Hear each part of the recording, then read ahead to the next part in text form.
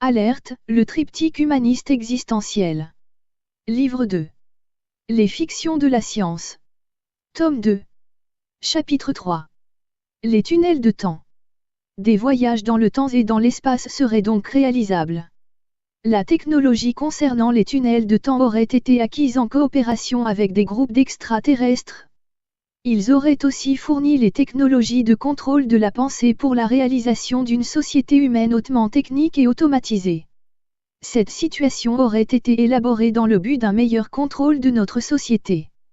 Le temps apparaîtrait comme un système de mesure quantifiable et compartimenté, mais dont les événements survenus dans le passé ne peuvent être modifiables, sauf à créer des paradoxes temporels. Des hiérarchies de compétences auraient été déterminées en fonction des catégories d'entités extérieures. Certaines n'étaient là qu'en observateurs et ne participaient à aucune élaboration de programme. Des données technologiques étaient transférées depuis les niveaux de compétences des ET collaborateurs vers les ordinateurs de grande capacité dont disposaient les techniciens, en liaison avec eux, souvent en modifiant les structures même des ordinateurs. La technologie permettant la réalisation de différents matériels de très haute technologie a été entreprise de concert avec diverses ethnies extérieures. Notamment tout ce qui concernait les systèmes de modulateurs à ondes pulsées et les émetteurs à haute puissance ainsi que les amplificateurs à champs croisés, appelés amplitrons. La construction des systèmes de fabrication des tunnels de temps aurait donc été réalisée dans ces conditions. Toutes ces recherches auraient été faites sous une très haute surveillance. L'achat des matériaux permettant les réalisations était effectué dans le plus grand secret. The Black Project aurait été l'entreprise la plus secrète jamais organisée. Lorsque les résultats étaient atteints, toutes les pièces à conviction étaient soigneusement détruites. Les tunnels de temps auraient permis l'installation de bases américaines sur la Lune et sur Mars en coopération avec la Russie entre les années 1960 et 1970. Bien qu'aucun signe de vie apparente n'y ait été identifié, de gigantesques installations souterraines, encore en état de fonctionnement y auraient été répertoriées. Cela pourrait ressembler à d'énormes entrepôts de stockage. Des banques de données y auraient été entreprises, qui, installées dans un ordinateur, permettraient d'accéder directement aux emplacements, par l'intermédiaire des tunnels de temps, eux aussi répertoriés. Mais cela n'aurait pas été suffisant à leur réalisation. Il conviendrait également de tenir compte des mouvements de notre planète et de celles de tout notre système solaire. Les références seraient complètes et applicables selon les besoins. Tous les paramètres figureraient dans des banques de données. Il convient de préciser que toutes les personnes humaines qui auraient été impliquées dans ce type de recherche auraient subi un lavage de cerveau méthodique à la fin de leurs travaux, avec plus ou moins de succès d'ailleurs. Il apparaîtrait évident que des techniciens allemands de très haut niveau, à la fin de la Seconde Guerre, auraient été en contact avec des extraterrestres et qu'ils détenaient des ovnis. La Russie et les États-Unis se seraient partagés leurs compétences et certains des experts allemands, plusieurs milliers en l'occurrence, au lendemain de la guerre. Un traité de non-interférence aurait été signé par le 34e président des USA Dwight Eisenhower avec les différentes factions extraterrestres déjà établies sur notre sol. En 1983, une trouée dans l'espace-temps, au niveau géophysique de la Terre, aurait été réalisée par les extraterrestres, pour une durée de 40 ans, afin d'en permettre l'accès à un grand nombre de grands vaisseaux. Une invasion massive de vaisseaux spatiaux aurait ainsi pu s'immiscer dans notre dimension, sur la plupart des continents de notre planète. Il se serait agi d'une intervention d'extraterrestres provenant d'un autre univers. Les voyages dans le temps permettraient de déterminer quel serait le futur de la société humaine, un langage interdimensionnel, très élaboré, permettrait de communiquer entre tous les êtres. La plupart des ET à qui la question de l'existence d'un Dieu aurait été posée auraient fait comprendre qu'il ne s'agissait pas d'un de leurs sujets de préoccupation. Aucune organisation religieuse n'existerait chez les espèces d'extraterrestres interrogées sur ce sujet. Par contre, il conviendrait que nous nous trouvions à l'intérieur d'un organisme, par comparaison avec les virus qui nous habitent. Il nous serait alors plus facile de concevoir une pluralité d'univers et que certains de ses occupants soient en capacité de passer de l'un à l'autre, à l'instar de certains de nos virus. Il y aurait de nombreuses variétés d'IT qui se contentent d'observer ce qui se passe sur notre planète. Quelques-unes seulement coopéreraient avec l'espèce humaine. D'autres se montreraient parfaitement indifférentes à l'avenir de notre espèce. D'autres pourraient se montrer totalement hostiles à notre avenir, mais des espèces semblent vouloir réguler leurs actions dans un esprit de sauvegarde de notre espèce et surtout se préoccuperaient de l'avenir de notre planète. Elles seraient déjà intervenues, dans ce sens, à plusieurs reprises et aussi au cours des siècles passés. Quelles seraient donc les motivations essentielles d'aussi importantes variétés IT sur notre planète? Il se pourrait que notre Terre abrite des éléments chimiques rares, qui ne seraient pas disponibles ailleurs. Il se pourrait aussi que les humains représentent une valeur comparable à celle que nous attribuons à notre bétail. Certains d'entre eux s'intéresseraient plus particulièrement à notre physique, à notre génétique peut-être singulière pour eux et aux facultés illimitées que représenterait l'esprit humain et qui fascinerait de nombreuses espèces parmi nos visiteurs. Certaines de ces entités seraient beaucoup plus anciennes que d'autres, ce qui pourrait expliquer leur ascendance sur les autres variétés.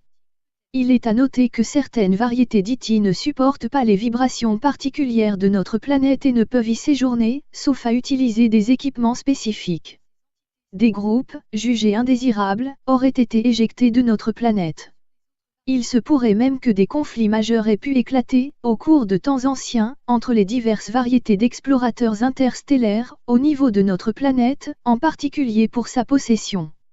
Il apparaîtrait quasiment évident que l'espèce humaine soit une espèce hybride, réalisée à partir de manipulations génétiques, à partir d'une variété d'hominidés. La croyance des religions qui considèrent qu'il y aurait eu création de l'espèce humaine pourrait en être l'explication. La théorie du champ unitaire, élaborée par Albert Einstein, permettrait de comprendre les principes fondamentaux des champs électromagnétiques qui sont en corrélation avec des champs énergétiques supérieurs comme le soliton et les champs tensoriels, et qui permettraient aux moteurs anti-gravité, apparemment utilisés par certains extraterrestres, de se déplacer à travers l'univers. Mais il semblerait que divers systèmes de propulsion puissent être utilisés ainsi que différentes façons, pour se déplacer à travers l'espace de l'univers. Chaque espèce posséderait ses propres moyens technologiques. Les fictions de la science. Tome 2. Chapitre 3. Les révélations. La loi du silence et de la désinformation ont fait leur temps. Il conviendrait de changer de perspective. Un nouveau scénario serait en préparation pour établir une vérité acceptable par les oligarques et par les populations. Il ne serait toutefois pas envisageable dans l'immédiat.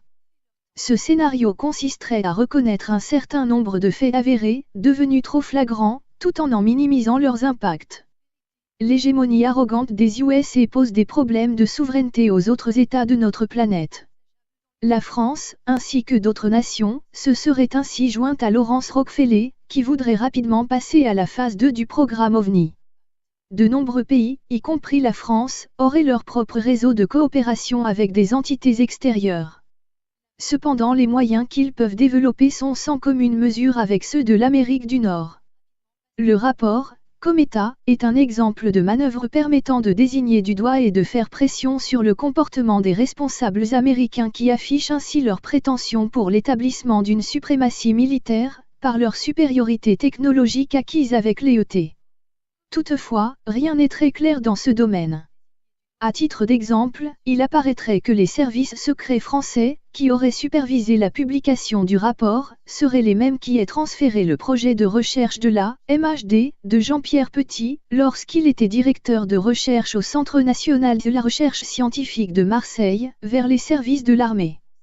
Ils seraient également les mêmes qui géreraient les personnes invitées sur les plateaux des télévisions concernant les émissions sur les ovnis et qui sont chargés d'en torpiller la crédibilité. En l'occurrence, le terme de sabotage serait-il adapté? Il ne faut évidemment pas penser que des révélations seront faites sur le fonctionnement technologique des extraterrestres. Plusieurs groupes, de diverses origines, coopéreraient ainsi avec des équipes civiles et militaires américaines, sous le contrôle des militaires. Chaque groupe de recherche est totalement cloisonné, afin que la surveillance y soit parfaitement assurée et qu'aucun groupe ne puisse connaître ce que l'autre réalise. Le plus haut niveau de sécurité et de secret y serait assuré. Une loi précise que si c'est dans l'intérêt de la sécurité nationale, les rapports se rapportant, même à un projet déclassifié, ne peuvent pas être divulgués. La téléportation, le clonage génétique, la régression en âge ainsi que la progression en âge, le voyage dans le temps et tout ce qui se rapporte aux ovnis et à leurs occupants, sont parmi les sujets les plus sensibles. Il faut y ajouter les expérimentations concernant des influences sur le comportement humain. Des influences électromagnétiques permettraient d'obtenir des comportements aberrants et irrationnels. Il aurait été question de créer une arme de manipulation des masses, qui se serait avérée efficace, invisible et indétectable. D'autres expérimentations auraient consisté, toujours en corrélation avec un groupe d'IT, à décoder les ondes cérébrales émises par la pensée ainsi qu'avec le processus inverse consistant à transférer un volume de réflexion à visées individuelles, collectives, ou envers une ethnie ciblée. Un tel processus aurait été organisé pour déclencher des armées de rebelles à l'échelle mondiale. Le terrorisme mondial serait ainsi ordonné. Il y aurait un contrôle cérébral qui serait déclenché, à volonté, par le nouvel ordre mondial. La création de désordres intentionnels de la personnalité sur des personnes relève d'un génocide organisé. C'est dans une telle perspective que d'importantes bases de données auraient été organisées afin de pouvoir recueillir, sous le prétexte de la lutte contre le terrorisme, toutes les informations personnelles de tous les individus, par la NSA américaine. Si une représentation, qui se considère élitique, est capable de s'adonner à de telles pratiques, pour pouvoir établir son dictat, cela signifie qu'elle est complètement dépravée. Il s'agirait évidemment d'une conduite vers un totalitarisme mondial. La prise du pouvoir par les multinationales et les spéculations financières embarqueraient la société humaine vers cet impérialisme global de la planète. Cela serait là, la porte ouverte à toutes sortes de tyrannies. Une forme de totalitarisme serait déjà en place. Rappelons qu'une directive, IANAP 146, des USA, s'appliquant au personnel militaire et civil de l'aviation, notifie que tout témoin de phénomène OVNI doit urgemment témoigner et rendre compte de ses observations. Il y est aussi précisé qu'en cas de divulgation de ces informations assimilées au secret militaire, les contrevenants sont punissables au titre d'espionnage à 10 ans de prison.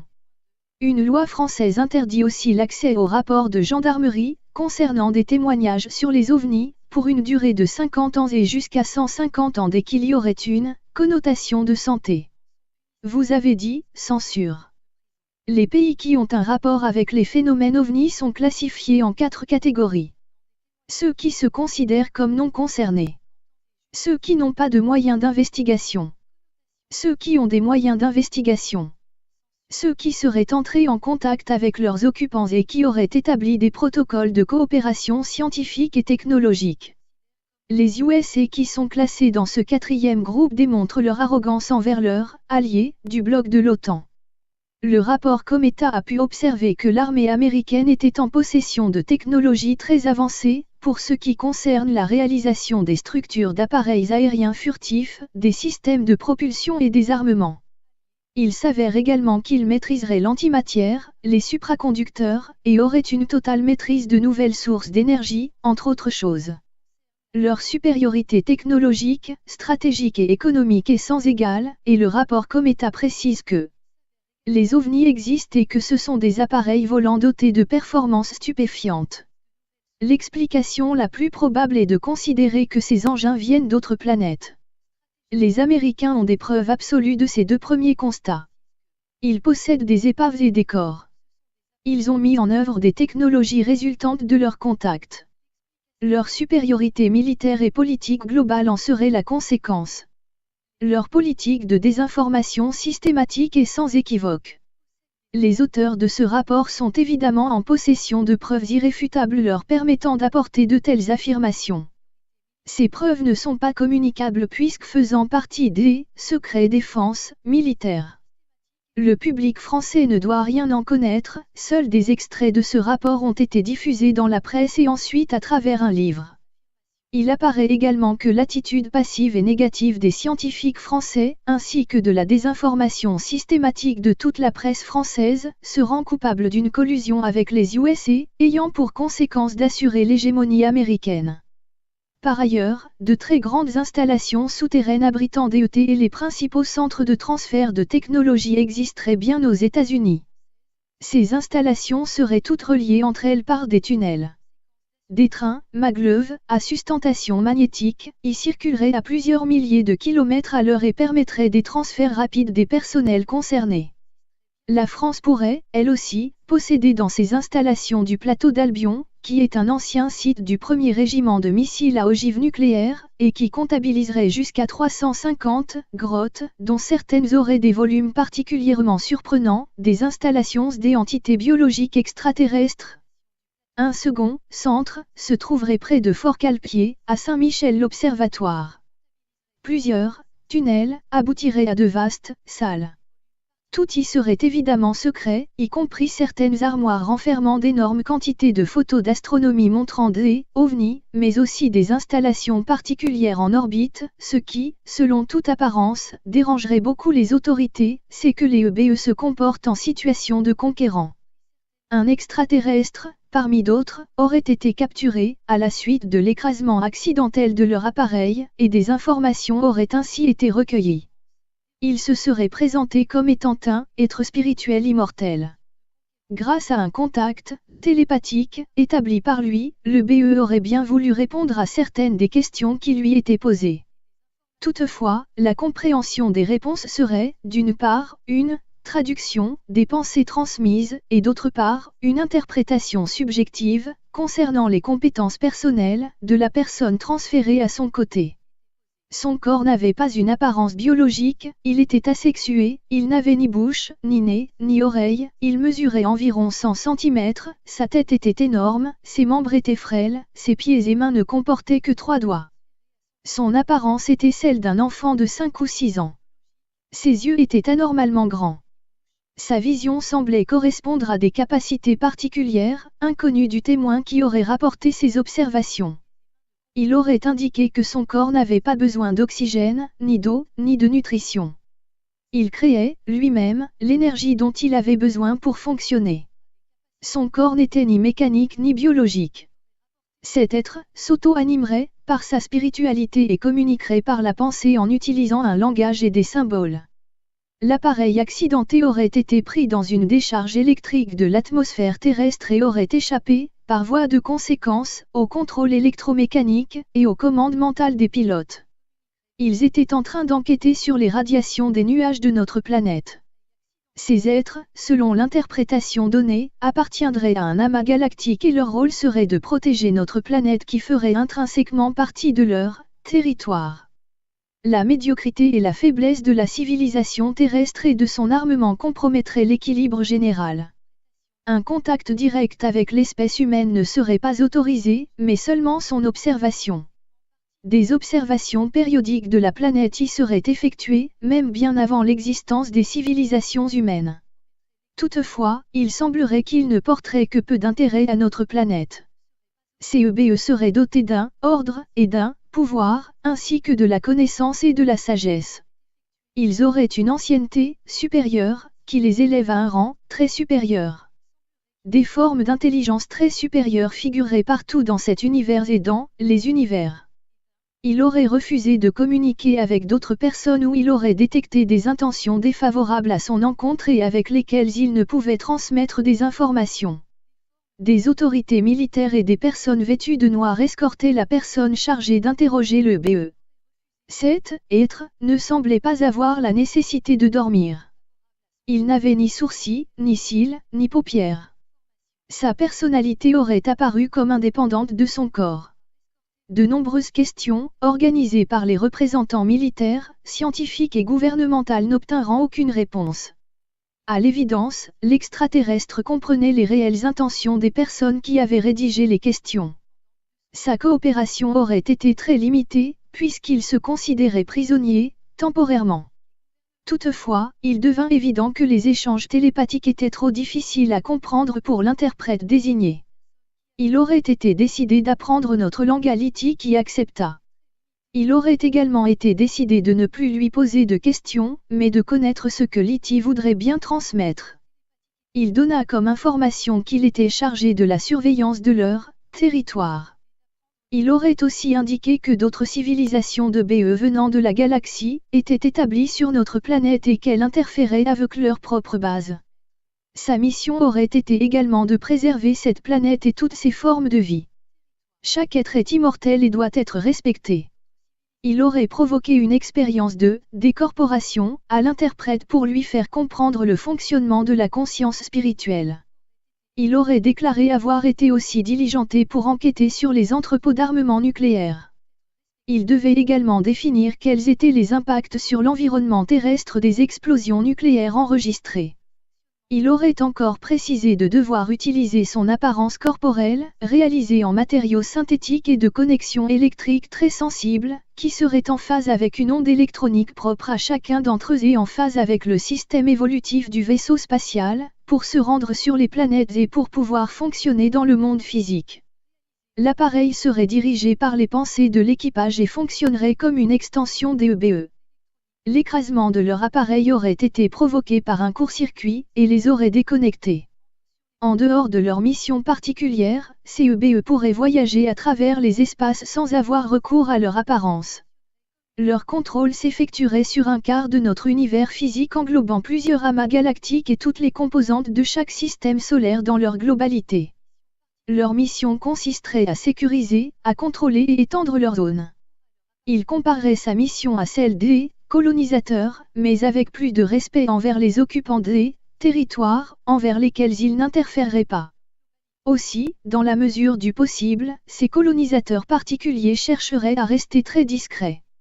Il n'aurait pas encore été jugé utile de transmettre les raisons de leurs interventions au peuple de cette planète. La ceinture d'astéroïdes, provenant selon lui de l'explosion d'une planète, leur servirait de base avancée particulièrement favorable pour diverses raisons. Toujours selon cette BE, le temps ne serait qu'une référence arbitraire causée par le mouvement des objets à travers l'espace. L'espace n'est déterminé que par l'observation des objets dont le déplacement dans cet espace n'est pas linéaire. De ce fait, l'histoire ne serait pas un enregistrement linéaire d'événements. L'histoire ne serait qu'une observation subjective du mouvement des objets à travers l'espace, enregistrée par le monde du vivant. Il s'agirait en fait d'interactions concomitantes et simultanées. Pour comprendre l'historique, il faudrait prendre conscience que tous les événements feraient partie d'un ensemble interactif. Le temps devrait être considéré comme une vibration englobant la totalité de l'univers. Il aurait indiqué que chaque conscience est non seulement indépendante du corps, mais elle serait aussi indépendante de chaque autre conscience. Il aurait également la possibilité de percevoir les différents niveaux du physique et n'aurait pas de positionnement ni dans l'espace ni dans le temps. Son immatérialité lui octroierait toute latitude d'expérimentation. Il aurait aussi la capacité de se réinformer sur sa conscience. Il y aurait une créativité d'univers physique. Une préformation de l'univers physique résulterait d'une sorte d'allégorie illusoire. Plusieurs organisations de BE comparables à la sienne contrôleraient des parties de l'univers et se chevaucheraient. Toutes les formes physiques de l'univers seraient composées des mêmes matériaux indestructibles. Plusieurs civilisations sur la Terre auraient été organisées à partir de sociétés extérieures. Toutefois, aucune colonisation ne peut être réalisée sur une planète sans l'autorisation de son organisation. Cependant, certaines disparitions auraient pu être engendrées par leur force technologique, mais aussi par des événements cataclysmiques propres à la Terre. Elles seraient restées quasiment vides de vie pendant de longues périodes avant de repartir pour de nouveaux cycles. Ces situations expliqueraient que la Terre n'aurait pas pu développer de civilisation supérieure. Son isolement galactique l'éloigne des grands centres planétaires. Elle n'aurait pas pour vocation de pouvoir développer des niveaux supérieurs de civilisation. Cette planète serait sous divers contrôles et comporterait des systèmes programmés d'amnésie empêchant l'espèce humaine de pouvoir accéder à une émancipation. Cette planète pourrait n'être qu'une sorte de prison, aucune entité humaine ne serait originaire de la Terre. Toutes les populations terrestres seraient conservées en esclavage, par la peur, l'ignorance et la force. Les Man in Black, les hommes en noir, qui apparaîtrait, alors qu'inattendu, en tout lieu, serait un groupe d'IT spécialisé dans l'équilibre des conditions planétaires. Cette éventualité expliquerait peut-être leur niveau d'intervention. Ils ne seraient pas de constitution physique, mais ils auraient la particularité de pouvoir se matérialiser. Cela pourrait aussi être une explication à leurs soudaines apparitions et disparitions et aux divergences spatio-temporelles constatées par les personnes ayant eu des contacts fortuits avec eux. Il se pourrait que leurs interventions soient diligentées et que leur mission soit défrayée. Ils ne doivent pas être confondus avec des militaires chargés d'intimider des témoins afin de les convaincre à se taire. Ils n'auraient aucun rapport avec les hélicoptères noirs, qui eux, appartiendraient à l'organisation américaine et concerneraient des opérations ponctuelles secrètes. Il existerait une multitude de mondes parallèles. Chacun d'eux présenterait des flots dimensionnels, qui seraient spécifiques à chaque personne. De plus, ces flots s'exprimeraient selon les tendances, elles aussi spécifiques, à chaque entité. Par ailleurs, chaque entité participerait à un ensemble de plus grandes réalités rejoignant un concept d'unité souveraine. De nombreuses pistes temporelles coexisteraient dans l'environnement d'une puissance morale universelle. Indépendamment des éléments donnés par cette BE, il existerait une entropie spirituelle, qui est une loi de la thermodynamique qui affirmerait que dans des conditions normales, tous les systèmes qui sont laissés à eux-mêmes ont tendance à se désorganiser. De cette loi, il découlerait que les personnes asservies sauraient répandre une philosophie et des attitudes comportementales axées vers certaines orientations. Lorsque ces personnes représentent l'élite sociale, elles peuvent créer un modèle d'asservissement des populations. On peut, à ce titre, se demander comment il se fait que les extraterrestres n'envahissent-ils pas la Terre directement. Ils en auraient effectivement les capacités pour pouvoir le réaliser. En fait, cela n'est pas aussi facile. D'abord parce que, pour ceux qui seraient tentés de le faire, ils rencontreraient des oppositions, de la part des autres espèces en présence, puis parce que cela serait contraire au libre choix de la planète. Même si des accords étaient effectivement passés avec des représentants de notre société humaine, ceux-ci ne représenteraient pas les souhaits de la conscience collective.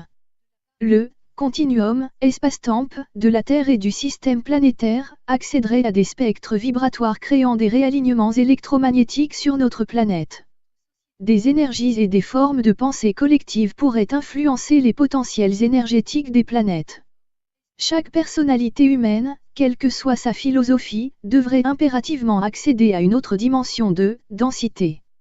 Chaque civilisation doit avoir en perspective la réussite globale de la société humaine, contrairement à la pensée des oligarchies dirigeantes. Un volume considérable de documents gouvernementaux atteste de la réalité des faits qui sont ici relatés. Une très grande quantité de documents photographiques et de vidéos parfaitement authentifiés viendraient étayer des témoignages. Des traces matérielles d'atterrissage ou d'autres éléments convergeraient aussi vers cette réalité ne pouvant plus être mise en cause. Les fictions de la science. Tome 2. Chapitre 3. Les expérimentateurs. Les projets américains, Phoenix, auraient consisté à des expériences de contrôle sur l'esprit d'individus ciblés. La technologie utilisée aurait consisté en une antenne émettrice de fréquences contrôlables. Les variations de modulation en impulsion à phases multiples auraient cependant provoqué des lésions cérébrales et des troubles psychiques, entre autres conséquences, à partir des manipulations exercées à l'insu de personnes choisies, au hasard. Les chercheurs impliqués dans ces projets auraient déterminé qu'il suffisait de varier les modulations de phase, les sauts entre les fréquences, et les impulsions à phases multiples, pour pouvoir contrôler efficacement l'esprit des individus. Il aurait été estimé que plusieurs dizaines de milliers d'enfants auraient ainsi été sacrifiés, pour mener à bien des expériences dans plusieurs dizaines de laboratoires. Des expériences de création de tunnels temporels auraient été réalisées avec succès. Un transmetteur aurait été utilisé pour générer des décalages spatio-temporels. Des voyages dans le temps auraient ainsi été provoqués. Des expériences de matérialisation de personnes et d'animaux auraient été réalisées à l'aide d'amplificateurs spéciaux. Ces apparitions n'auraient duré que le temps de fonctionnement de cet amplificateur. Des vortex de 15 km de longueur auraient été engendrés pour permettre des passages partout, dans des espaces-temps. Cela s'apparenterait à des tunnels dans lesquels il serait possible de s'aventurer et de s'y sentir propulsé. Ces tunnels ressembleraient à un tire-bouchon, dont l'intérieur serait revêtu de cannelures. Des lignes temporelles auraient aussi été créées. Ces processus comporteraient de nombreux risques. Une personne qui pénètre dans le tunnel serait déphasée, par rapport à celle qui en ressort à l'autre bout. Le temps n'y serait plus le même. Au cours des voyages dans le temps, il serait apparu qu'il n'est plus possible à une personne de revenir précisément à son point de départ. Il y aurait une nécessité de décalage vers l'avenir, cela s'appellerait un bouclage temporel fermé. Il conviendrait encore de savoir que, dès qu'une personne atteignant les 3/4 de la longueur du tunnel temporel, sa conscience quitterait son enveloppe physique. Les verrous temporels n'y seraient plus actifs. La théorie de Nikola Tesla, qui avait précisé être en relation directe avec DET, certifiait qu'il suffisait de faire avancer le verrou temporel d'une personne, pour que celle-ci cesse de vieillir. Des extraterrestres lui auraient affirmé être vieux de plusieurs siècles, à l'échelle du temps de notre planète. 30 à 60 jours suffiraient, aux personnes expérimentatrices, pour se projeter et s'insérer dans leur nouvelle référence temporelle. Un autre niveau expérimental concernerait les implants. Des dispositifs de 3 mm de diamètre seraient ainsi implantés sur une personne, assureraient sa surveillance et son contrôle. Il s'agirait d'un processeur synaptique, activé par des flots de micropositrons, qui imitent les fonctions du système nerveux humain par des micro-relais servant à dupliquer les fonctions cérébrales. Ces dispositifs seraient implantés par des terriens, à ne pas confondre avec les abductés des extraterrestres, qui eux, utiliseraient des dispositifs de composition ferreuse diverses, des dérivés d'origine météoritique non terrienne. On ne connaît pas les fonctions précises de ces objets de formes diverses, sauf à spéculer sur leur raison d'être et qui auraient été extraites de personnes déclarant avoir été enlevées par DET. Des équipements, de base d'extraterrestres, auraient été découverts à 150 mètres de profondeur, dans diverses salles, sous la pyramide de Gizeh. Ces vestiges dateraient d'au moins 100 000 années. Ces salles en sous-sol auraient ensuite été cachées en y construisant la pyramide par-dessus. De très grandes quantités de renseignements y auraient été mises en évidence. Il semblerait, selon ces sources d'information, que des civilisations d'extraterrestres auraient prospéré sur notre planète, et puis auraient disparu. Certains procéderaient à des expériences d'hybridation et de clonage à des fins biologiques à partir de bovins. Toutefois, des scientifiques humains seraient également soupçonnés d'avoir recours à de grandes quantités d'adrénaline, également prélevées sur des bovins. Cela pourrait expliquer les grandes quantités d'animaux morts auxquels des organes auraient été retirés à partir de pratiques chirurgicales complexes. Le clonage exigerait des endroits d'expérimentation à changer au magnétique stable. Les processus de clonage exigeraient des caractéristiques particulières pour leur bon fonctionnement. Des répliques d'humains y auraient été réalisées avec succès. Les fictions de la science. Tome 2. Chapitre 3. Les forces aériennes péruviennes. On crée en décembre 2001. Loi FAA, Officine de Investigation de Phénoménos Aéreos Anomalos. Ce bureau d'enquête sur les phénomènes aériens non identifiés est dirigé par le commandant José Luis Chamorro. Les membres du comité sont Abraham Ramirez Lituma, doyen de l'Académie des FAP, de Fernando Fuensalida, anthropologue, de Mario Zegara, médecin et d'Anthony Choi, hypnotiseur. Le commandant Chamorro a déclaré au journal Samos, supplément de El Comercio du 2 février 2002, sur l'objet de cette équipe. Le cœur du problème est la sécurité. Si un appareil non péruvien pénètre dans notre espace sans autorisation, il doit être soit reconnu soit intercepté, qu'il soit équatorien, russe ou martien. Un scientifique mourant a fait une étrange vidéo sur son lit de mort, en déclarant qu'il sait ce qu'il se passe à la mystérieuse zone 51 dans le Nevada et déclare que la technologie récupérée des soucoupes volantes va à la firme de défense Lockheed Martin. Boyd Bushman a fait des révélations dans une vidéo enregistrée juste avant sa mort en août avec des photos d'extraterrestres qui, selon lui, ont été prises avec des appareils photo jetables dans les installations militaires américaines. Bushman était un chercheur pour Lockheed Martin, avec un certain nombre de brevets à son actif bien que certains détails de sa biographie sont contestés. Bushman dit dans la vidéo, prise le 7 août de cette année. En ce qui concerne le vaisseau extraterrestre, nous avons des citoyens américains qui travaillent sur les ovnis 24 heures sur 24. Nous essayons d'apprendre ce qu'il faut faire. Ce n'est pas la première fois que quelqu'un à la firme de défense a affirmé que les secrets des vaisseaux spatiaux extraterrestres sont étudiés chez Lockheed Martin. Ben Rich, un employé de Lockheed Martin qui a développé des chasseurs furtifs, a déclaré: Nous avons déjà les moyens de voyager parmi les étoiles, mais ces technologies sont enfermées dans des projets noirs et il faudrait un acte de Dieu pour que l'humanité puisse à jamais en bénéficier. Nous pouvons faire tout ce que vous pouvez imaginer. Il y a 2 groupes d'extraterrestres, a dit Bushman. Il les divise en 2 groupes. C'est comme un ranch de bétail. Il y a un groupe de cow-boys, et les autres sont des voleurs, les voleurs de bétail. Les cow-boys sont nettement plus amicaux, et ont de meilleures relations avec nous. Les confessions sur des lits de mort à propos de l'existence d'ovnis et d'extraterrestres semblent être bien plus convaincantes. Pourquoi les gens mentiraient? A dit Nigel Watson, auteur de Rain's UFO Investigation Manual. Néanmoins, nous devons nous méfier du fait que sur de longues périodes les souvenirs finissent par se faner, et les gens peuvent utiliser des morceaux de souvenirs afin de reconstituer des événements pour fabriquer une histoire qu'ils préfèrent croire ou pour satisfaire leur public.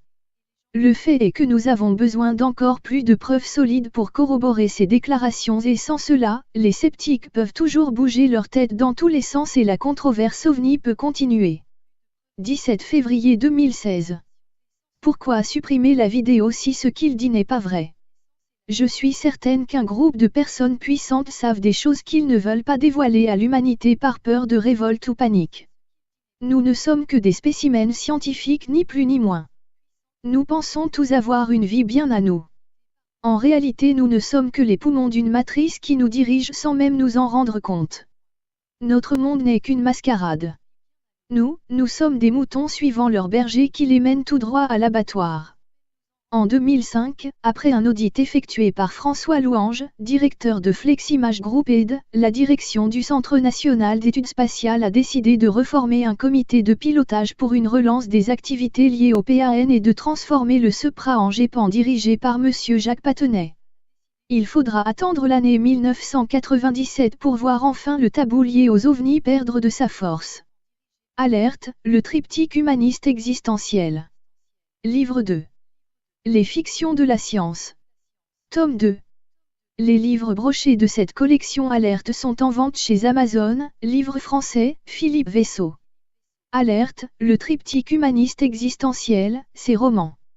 Le fascicule de présentation. Le livre 1, le dernier regard en 2 tomes. Le livre 2, les fictions de la science en 2 tomes.